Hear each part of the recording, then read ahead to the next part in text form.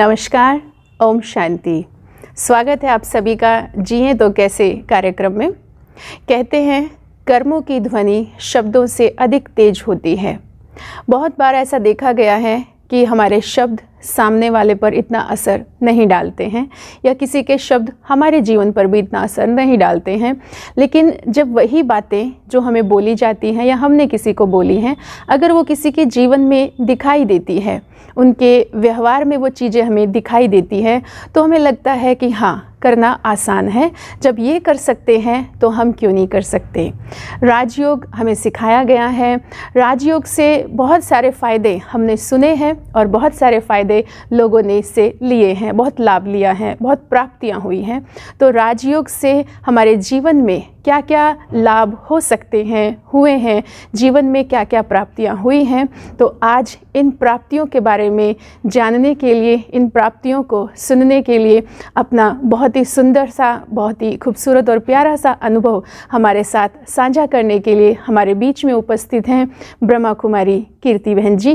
तो चलिए हम मिलते हैं ब्रह्मा कुमारी कीर्ति बहन से। कीर्ति बहन, ओम शांति। ओम शांति। हम आपसे पहले आप ही के बारे में जानना चाहेंगे। जी ज़रूर। मेरा नाम कीर्ति अरोड़ा है और मैं आईटी प्रोफेशनल हूँ और करंटली हैदराबाद में इन्फोसिस कंपनी के साथ जुड़ी हुई हूँ। वहाँ पर एज ए सॉफ्टवेयर इंजीनियर काम करती हूँ। और मेरे पेरेंट्स यहाँ के रहने वाले हैं, क्योंकि अभी कोविड की वजह से वर्क फ्रॉम होम चल रहा है, तो मैं अपने पेरेंट्स के पास आई हुई हूँ। आपका ब्रह्मा कुमारी से जो जुड़ाव है वो किस प्रकार से हुआ और आपको कितने वर्ष हो गए हैं? जी, वर्षों की बात करें तो मुझे 10 वर्ष से अधिक हो गए हैं ब्रह्मा कुमारी से जुड़े हुए। जी। और स्टार्टिंग कैसे हुई इस जर्नी की तो इंटरेस्टिंग है।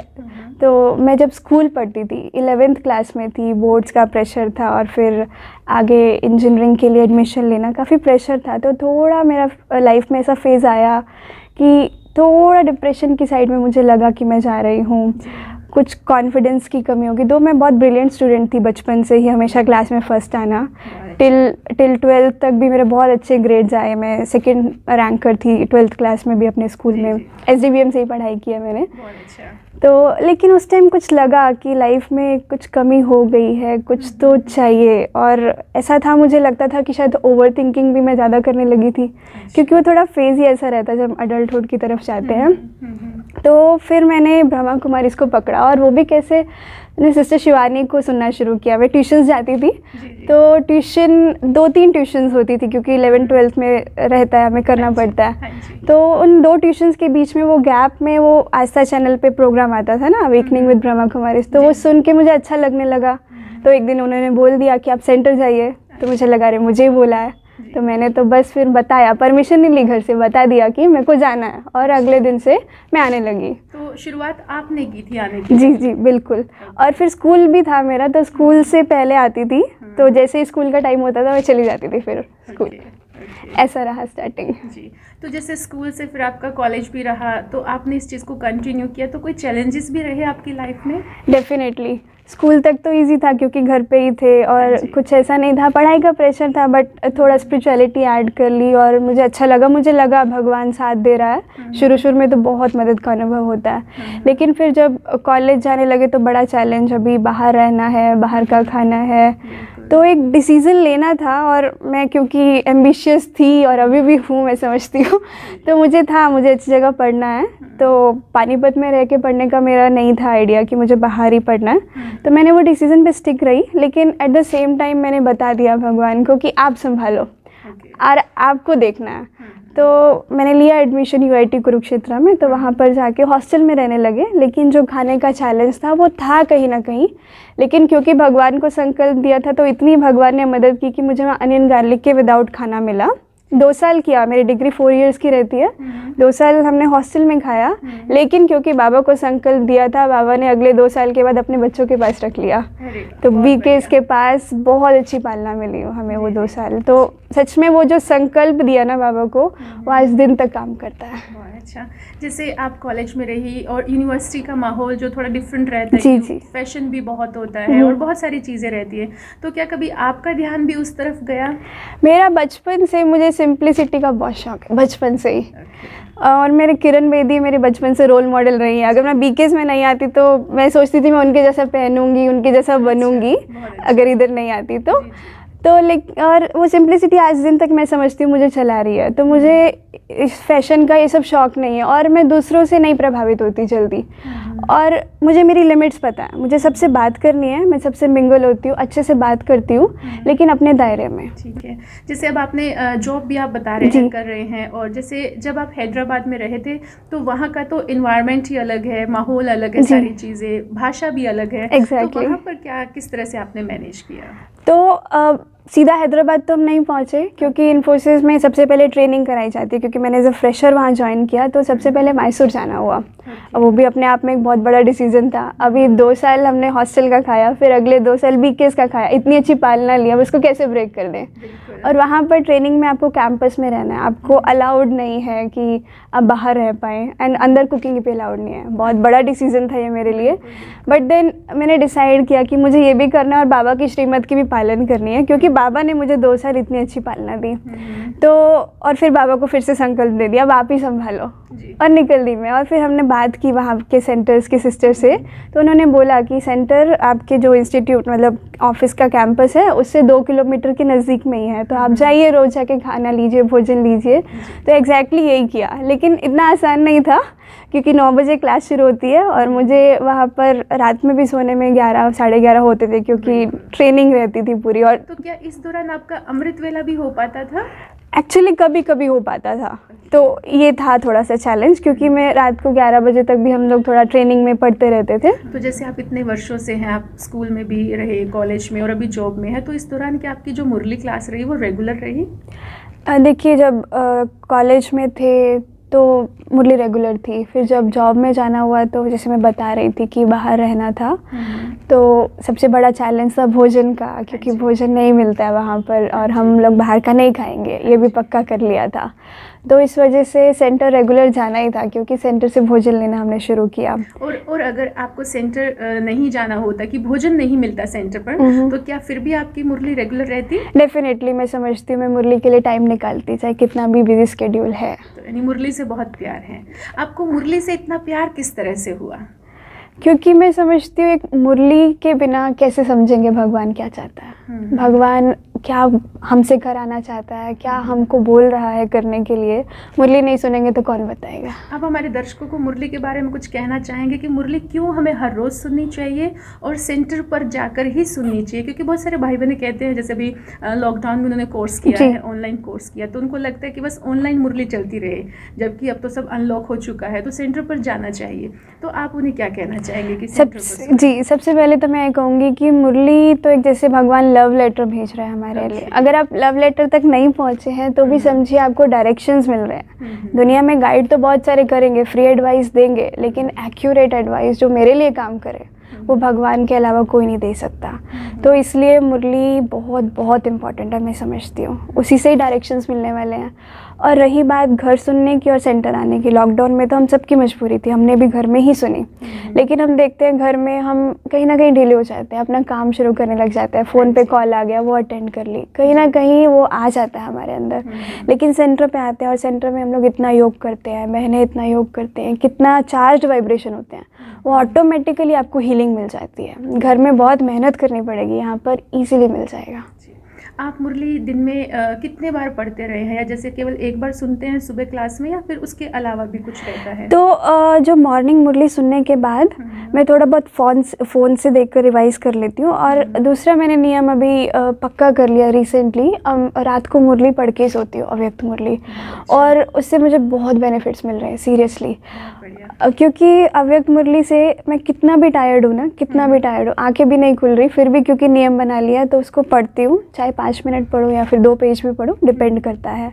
लेकिन उससे क्या है, मन शांत हो जाता है, नींद बहुत अच्छी आती है और सुबह उठने में बहुत ईजी हो जाता है। तो मुरली की आप पॉइंट्स लिखती भी हैं या सिर्फ मुरली सुनते ही हैं, सुन लिया बस? नहीं, मुरली जो हम मॉर्निंग क्लास में सुनते हैं तो साथ साथ उसको पॉइंट्स बनाते भी हैं, क्योंकि वो रिवाइज़ कहाँ से करेंगे अगर लिखेंगे नहीं तो।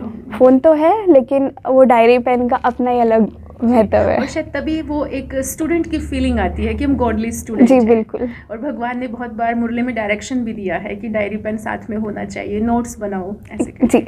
जैसे अभी आप जॉब पर हैं, तो आप जॉब पर रहें तो इस दौरान, क्योंकि अक्सर ऐसा होता है ऑफिसेज में, सभी जगह होता है कॉर्पोरेट सेक्टर्स में भी, कि कलीग्स में बड़ी लेग पुलिंग होती है, हर किसी को आगे बढ़ने की होड़ होती है और इस दौरान वो दूसरों को पीछे गिराने का पूरा कोई कमी नहीं छोड़ते हैं। तो क्या कभी आपके साथ भी ऐसा कुछ रहा? एग्जैक्टली नहीं बोलूँगी, लेकिन थोड़ा बहुत ऑफिस पॉलिटिक्स रहती ही है और हमने देखा भी है। मैनेजर किसी और को सपोर्ट करते हैं, आपने कितना भी हार्ड वर्क किया लेकिन आपको उसका उतना अप्रिसिएशन नहीं मिलता। ये हुआ हमारे साथ भी, लेकिन इसको हम ज्ञान को लेकर के समेट लेते हैं, अपने अंदर समा लेते हैं कि चलो इनका भी पार्ट था या फिर हमारा भी इनके साथ कोई हिसाब किताब होगा, और हम अपने कार्य में, अपनी मेहनत में, क्योंकि हम लर्निंग फेज में है ना, चाहे जॉब में है, कहीं ना कहीं कुछ ना कुछ सीख रहे हैं, तो चलो वो उनका पार्ट और हमने यहाँ से कुछ सीख लिया, ऐसे करके आगे बढ़ गए। तो जैसे आप आगे चल रहे हैं, अभी आपका क्या लक्ष्य है कि जॉब करते रहना है या आगे जीवन में क्या करने का आपने सोचा है? तो अभी मुझे, मैं शायद बताया नहीं, 5 साल अभी मुझे हो गए हैं जॉब करते हुए। तो अभी तो यही सोचा है कि जॉब को कंटिन्यू करना है, लेकिन उसके साथ एडिशन करनी है। दुनिया वाले तो सारी दुनिया जॉब कर रही है, लेकिन उस जॉब में क्वालिटी लेके आनी है, अपनी जो स्पिरिचुअलिटी की क्वालिटी है, वो भगवान कहता है ना, रूहानियत आपसे झलकनी चाहिए। तो वो मेरा एम है कि अपना कार्य करते हुए भी बाबा की याद बनी रहे, क्योंकि बहुत बड़ी स्टेज है, हम काम में भूल जाते हैं भगवान को, और इसके लिए बहुत साधना करनी पड़ेगी। तो उसके लिए मैं बहुत प्रयासरत हूँ कि इस चीज़ को और इम्प्रूव कर सकूं और बहुत लाइटली रह सकें अपने कार्य क्षेत्र में भी।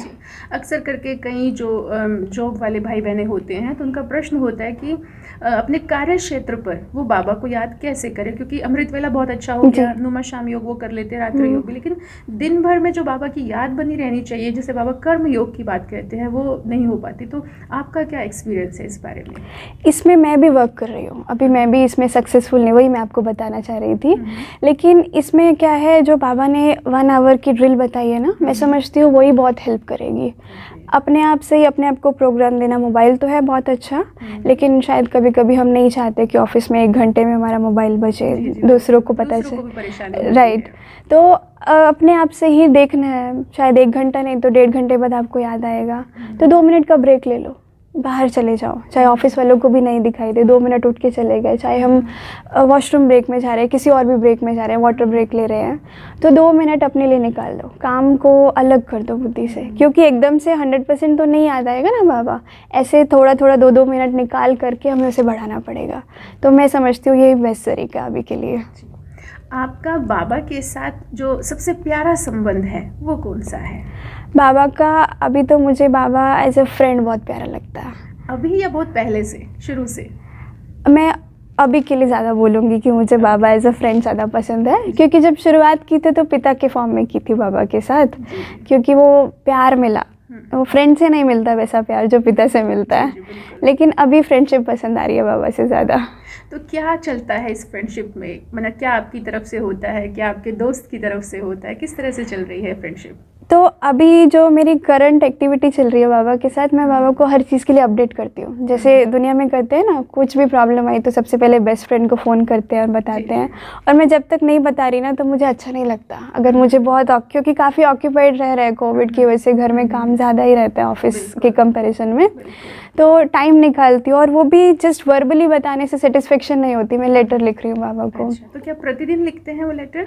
प्रतिदिन नहीं हो पा रहा, मैं चाहती हूँ इसको रोज़ लिखूँ, क्योंकि बहुत सारी चीज़ें बातें आ रही हैं, तो मैं चाहती हूँ मैं बाबा को अपडेट करूँ, क्योंकि सही जगह पर अपडेट होगा, सही रिस्पांस भी आएगा और बाबा संभालेगा। और मैं देख रही हूँ, मुझे लेटर राइटिंग के बहुत बेनिफिट दिखे हैं, जो मैंने बाबा को बताया, बाबा ने उस चीज़ को संभाला, और मैं नहीं लिखती तो मुझे लगता है यहाँ टाइम नहीं दे पा रही, निकालना है।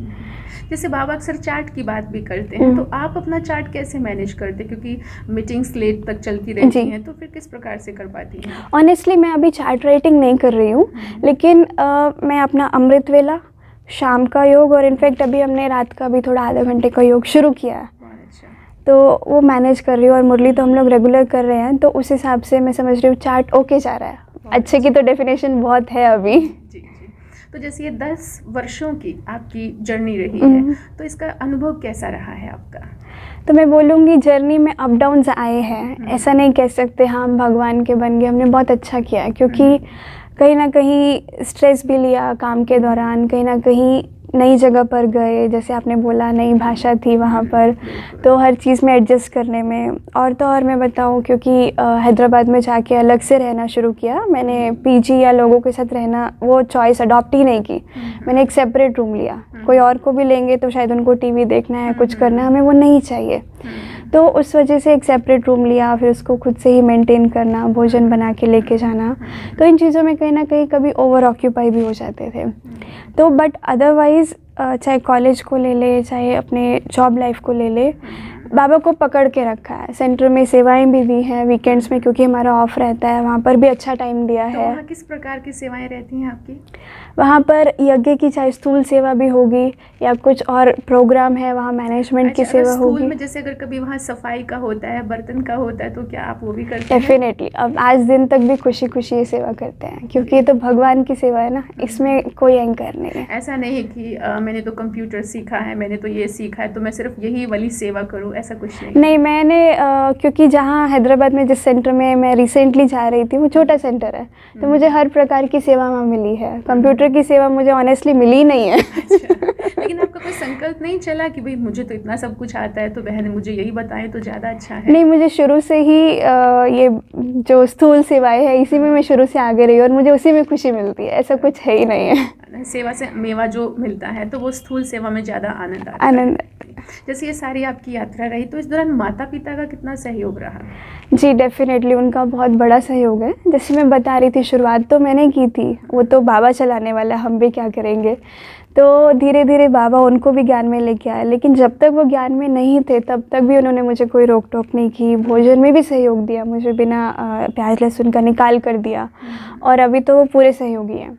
आपको क्या लगता है कि अगर वो सहयोगी नहीं होते तो क्या तब भी आप इसी प्रकार से चल पाती इस ज्ञान में? मैं समझती हूँ जब विघ्न ज़्यादा आते हैं तो लगन बढ़ जाती है, शायद और ही अच्छा होता। लेकिन बहुत लोगों के साथ उल्टा होता है कि जब उनकी लाइफ में विघ्न आते हैं तो वो मुरली सुनना छोड़ देते हैं, योग करना छोड़ देते हैं। आपका क्या अनुभव है? ऐसा होता है अगर जब हमारी अवस्था परिपक्व नहीं बनी, और क्योंकि ज्ञान में भी अनुभव चलाता है हमें। जब हम शुरू में आते हैं हम अनुभवी नहीं होते हैं, हमें लगता है टाइम नहीं है, हम योग नहीं करेंगे, और परिस्थिति ज़्यादा है, हम उसके ऊपर सोचना ज़्यादा पसंद करते हैं, 10 लोगों से डिस्कस करना पसंद करते हैं। लेकिन आप जैसे जैसे ज्ञान में परिपक्व होते जाते हैं, आगे बढ़ते जाते हैं, आपको समझ में आता है कि ज्ञान योग ही मुझे इससे बाहर निकालेगा। जी जी। आपको राजयोग से क्या क्या बेनिफिट्स अपनी लाइफ में आपको लगता है कि हुए हैं? राजयोग की जर्नी बहुत लंबी रही है अब तक की, तो बहुत डिफरेंट एरियाज़ में, क्योंकि कॉलेज में थी, मैं स्कूल में थी और अभी जॉब कर रही हूँ। तो सबसे पहले तो मैं बताना चाहूँगी कि सम्मान का अभ्यास, और ख़ासकर जो सफलता मुहूर्त वाला बाबा ने सम्मान दिया, मैंने बहुत दिन तक अमृत वेला उठकर और शाम के योग में भी उसका बहुत अभ्यास किया है, और देख रही हूँ कि वो सम्मान अब तक भी मुझे चला रहा है। कोई भी कार्य में अगर मैं लेती हूँ तो देखती हूँ जल्दी सफलता मिलती है, संकल्प करती हूँ और वो कार्य जल्दी सिद्ध हो जाता है, मुझे मेहनत नहीं करनी पड़ती, क्योंकि वो प्रैक्टिस इतनी ज़्यादा की है, वो अभी तक भी मुझे उसका रिज़ल्ट मिल रहा है। और उसके अलावा योग में भिन्न भिन्न प्रकार के अनुभव करते हैं, चाहे अमृत वेला हो या नुमा शाम का योग हो। प्रकृति को प्रकाश देना, दुनिया की सभी आत्माओं को शांति देना, क्योंकि बाबा कहते हैं ना सभी अशांत हैं, और मैं देखती हूँ कि दूसरों को देने से मुझे ज़्यादा शांति मिलती है।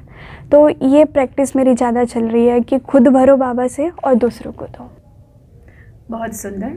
तो जैसे अभी कोरोना काल भी चला है और इस दौरान बहुत सारे लोगों की जॉब चली गई, बेरोजगार हो गए, तो क्या कभी आपको भी ऐसा संकल्प आया कि अगर मेरी जॉब चली गई तो मैं क्या करूँगी, कैसे होगा? जी नहीं, मैं एक मल्टीनेशनल कंपनी में हूँ, तो मुझे जॉब इनसिक्योरिटी का तो कभी फियर नहीं हुआ, और अच्छा काम चला। इनफैक्ट आईटी की तो ग्रोथ बहुत ज़्यादा हुई है, तो ऐसा नहीं हुआ, और बाबा तो देख ही रहा है, तो बाबा ने संभाला है सब कुछ। तो आपकी स्थिति बहुत अच्छी बन गई? बहुत अच्छी रही। हाँ, कोविड में इनिशियली क्योंकि अकेले रहते थे तो सब कुछ बंद हुआ, थोड़ा टाइम लगा कि ये कब तक चलने वाला है, कैसे चलने वाला है, लेकिन ज्ञान योग ने संभाल लिया। वर्तमान समय आपका क्या पुरुषार्थ है? वर्तमान समय मेरी बहुत कोशिश चल रही है कि मैं अपने योग को बहुत बढ़ा दूँ। अभी कुछ घंटा चल रहा है, लेकिन चाहती हूँ कि अभी योग मेरे दिन भर के कार्य में शामिल हो, एक एक एक्टिविटी में शामिल हो, ये चाह रही हूँ। जी, आपके लिए हमारी बहुत सी शुभकामनाएं हैं कि जो आपकी चाहत है और शायद ये बाबा की भी चाहत है कि हम श्रेष्ठ योगी बने, योगी जीवन वाले बने, तो आप अवश्य ही बाबा की इन आशाओं को पूरा करें। और बाबा जो आपको बनाना चाहता है कि वो साक्षात्कार मूर्त बनाना चाहता है कि आपसे बाबा दूसरों को दिखाई दे, तो आपके लिए बहुत सारी शुभकामनाएं और आपका बहुत बहुत धन्यवाद। आपने अपना बहुत कीमती समय दिया, बहुत सुंदर अपने अनुभव आपने हमारे साथ शेयर किए। धन्यवाद। ओम शांति। आपका थैंक यू। ओम शांति। तो ये थे हमारे युवा ब्रह्मा कुमारी कीर्ति बहन, और आपने देखा कि किस प्रकार उन्होंने अपने युवा काल में ही स्पिरिचुअलिटी को अपने जीवन में शामिल कर लिया। अक्सर करके ये कहते हैं कि जो सत्संग होते हैं या जो स्पिरिचुअलिटी है उसको तो बुढ़ापे में जा कर के सुनना होता है और बुढ़ापे में ज्ञान लेना होता है, लेकिन ज्ञान लेने की तो कोई उम्र ही नहीं होती है। और ये कीर्ति बहन इसका जीता जागता सबूत है, उदाहरण है हमारे पास कि किस प्रकार उन्होंने अपने स्कूल के दौरान ही, स्कूलिंग में ही अपना इस ज्ञान को प्राप्त किया, अपने कॉलेज में भी और अपनी अभी जो जॉब भी कर रही हैं, तो कैसे स्पिरिचुअलिटी को उन्होंने जीवन में शामिल करके जीवन में जो उतार चढ़ाव आए हैं उन सब का बहुत अच्छे से सामना किया, अपने आप को सशक्त बनाया और आज वो दूसरों के सामने बहुत अच्छा एक उदाहरण बन गई हैं। ऐसे और भी कई सारे युवा भाई बहनें हमारे साथ जुड़े हुए हैं, तो उनके अनुभव भी हम आपको समय प्रति समय सुनाते रहेंगे। और आपके अगर कोई प्रश्न है जो आज आपने सुना है, तो आप हमें वो प्रश्न हमें व्हाट्सएप कर सकते हैं। हमारा व्हाट्सएप नंबर है 9050740354 और हमारा ईमेल आईडी है bkhuda176@gmail.com। अगले सप्ताह आप सबसे फिर मुलाकात होगी, तब तक के लिए धन्यवाद। ओम शांति।